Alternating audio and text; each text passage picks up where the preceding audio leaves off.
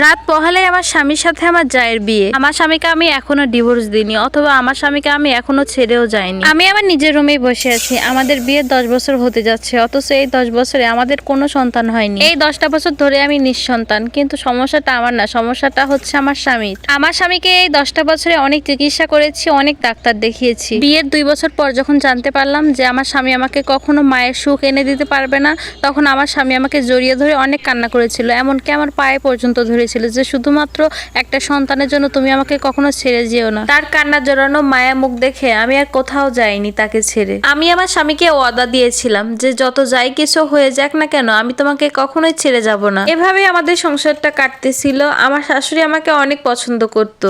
এরই মধ্যে হঠাৎ করে আমার বড় জায়ের স্বামী মারা যায়। আমার ভাসুর যখন মারা যায় তখন তার 2টা ছেলে মেয়ে ছিল। বড় ছেলের বয়স ছিল 11 বছর আর ছোট মেয়ের বয়স ছিল 6 বছর। আমার ভাসুর আমাদের সাথে থাকতেন না, তিনি আলাদা করে বাড়ি উঠিয়েছিলেন। সেখানে তিনি তার স্ত্রী সন্তান নিয়ে থাকতেন। আমার যা ছিল ভীষণ সুন্দরী। তার চেহারা যেমন সুন্দর, তার ব্যবহারটা ছিল অমায়িক। তাকে দেখলে বোঝাই যায় না যে তার এত বড় বড় 2টা ছেলে মেয়ে আছে। আমার ভাসুর মারা যাওয়ার পর তার ছোট মেয়ে প্রায় সময় আমার কাছেই থাকতো, আমার কাছে ঘুমাতো। সে আমাকে অনেক ভালোবাসতো, আমিও তাকে অনেক ভালোবাসতাম। আমার যাও মাঝে মধ্যে আসতো, আমার শাশুড়ির সাথে ঘুমাতো, আর 2-1 দিন হলেই চলে যেত। আমার শ্বশুরের জমিতে আমার স্বামী নতুন করে বড় একটা বাড়ি বানিয়েছিল, আর সেই বাড়িতে বেশ ভালোই জায়গাও ছিল। প্রায় বেশ কিছুদিন আমার যা তার 2 সন্তান নিয়ে ভাসুর করা বাড়িতে থাকতেন। মাঝে মধ্যে আমার শাশুড়িও যেত, কিন্তু ছেলে মেয়ে খুবই কান্না করতো তাদের বাবার জন্য।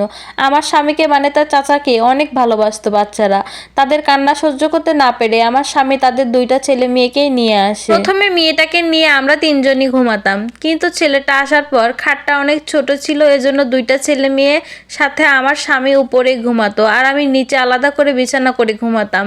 আমার ভাসুর বেঁচে থাকতে বাচ্চারা আমার স্বামীকে ছোট আব্বু বলে ডাকতো, কিন্তু ইদানিং 2টা ছেলে মেয়ে দেখতেছি আমার স্বামীকে আব্বু বলেই ডাকে।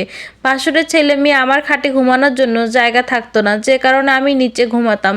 প্রায় সময় নিচে ঘুমাতে একটু সমস্যা হতো, এজন্য আমি অন্য রুমে ঘুমাতাম।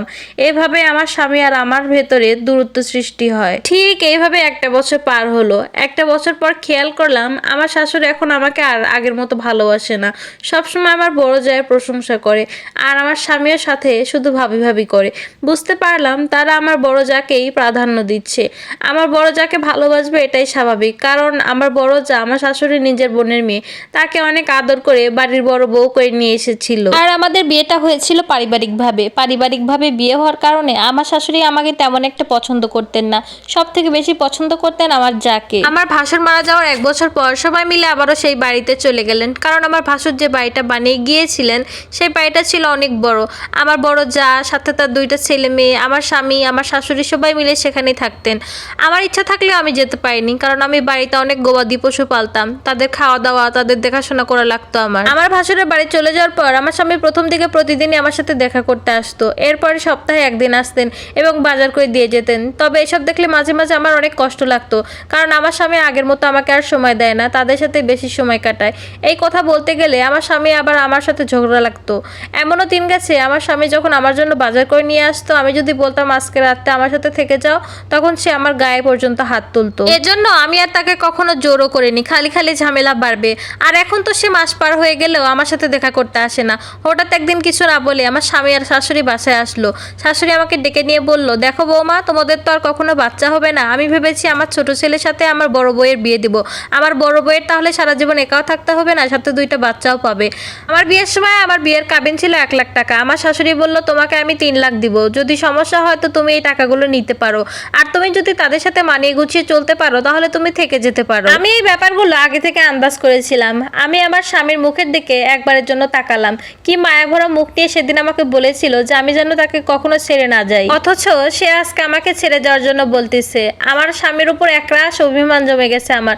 যদি এখন আমি 3 লাখ টাকা নিয়ে কি করব? আমার বাবার বাড়ির অবস্থা তেমন ভালো ছিল না, মাও বেঁচে নেই। আমি যদি এই টাকা নিয়ে কোথাও যাই আমার ভালো জায়গায় আর বিয়েও হবে না। আমি সবকিছুই মুখ বুঝে বুঝে সহ্য করে নিয়েছিলাম।